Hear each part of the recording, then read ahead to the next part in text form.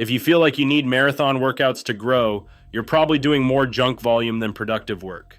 Minimum effective volume is the least amount of hard training that still drives progress. And if you understand it, you can build muscle faster, recover better, and stop wasting half your week in the gym. Most lifters do not stall because they train too little. They stall because they stack hard sets long after the stimulus stopped improving. They turn one productive exercise into 5 fatigue-producing extras, then wonder why their joints ache, their performance drops, and their motivation fades. Minimum effective volume gives you a better question. Not, how much can I survive? How little can I do and still move forward? That matters because muscle growth is not a prize for suffering.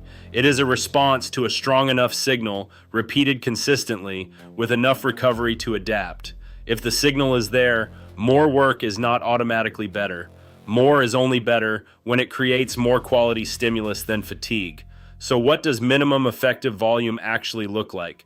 At the simplest level, it is the number of hard sets you need per muscle group per week to keep progress moving. Not warm-up sets, not fluff. Hard sets that are technically sound, close enough to failure to matter, and tied to exercises you can progressively overload. For a lot of intermediate lifters, that floor is lower than they think. If your execution is good, 6 to 10 hard weekly sets for a muscle can go a long way. Some people can grow on even less for a while, especially if exercise selection is strong and effort is honest. Others may need more, but the point is this: you do not start by burying yourself. You start by establishing the smallest reliable dose. Think about chest training. If you do 3 solid sets of incline dumbbell press, 3 sets of a machine press, and maybe 2 high-quality fly sets across the week, that can be enough to grow.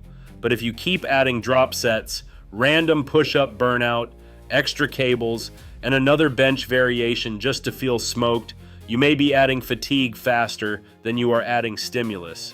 The same thing happens with legs. A few brutally focused sets of squats, Romanian deadlifts, split squats, and leg curls can build a ton of tissue. But once form drops, intent fades, and output crashes, your extra work often becomes expensive cardio with a barbell.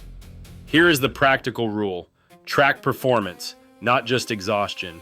If your reps, load, and execution are improving over time, your current volume may already be enough. If you are recovering well and still not progressing, then add volume carefully. 1 or 2 hard sets per muscle group per week, not 10.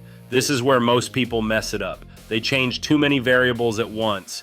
They add exercises, shorten rest, chase the pump, and cut sleep, then blame the program. Minimum effective volume only works if you protect quality.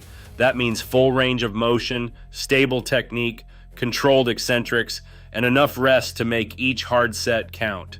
You also need to separate minimum effective volume from minimum tolerable volume. Just because you can survive a giant workout does not mean it was productive. The goal is not to leave the gym feeling destroyed. The goal is to leave after sending a clear signal your body can adapt to. And remember, minimum effective volume changes over time. When stress is high, sleep is poor, or calories are low, your recoverable volume drops.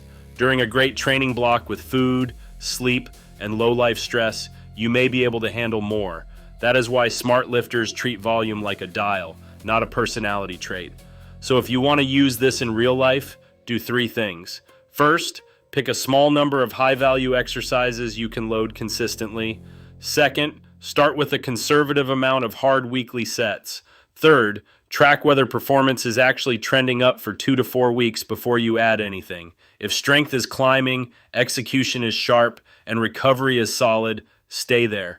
Let the boring answer work, because one of the biggest signs of maturity in training is realizing that progress does not always come from doing more. Sometimes it comes from finally doing enough, and no more than that.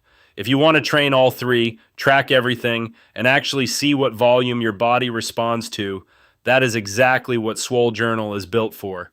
Subscribe for more training science that helps you lift smarter.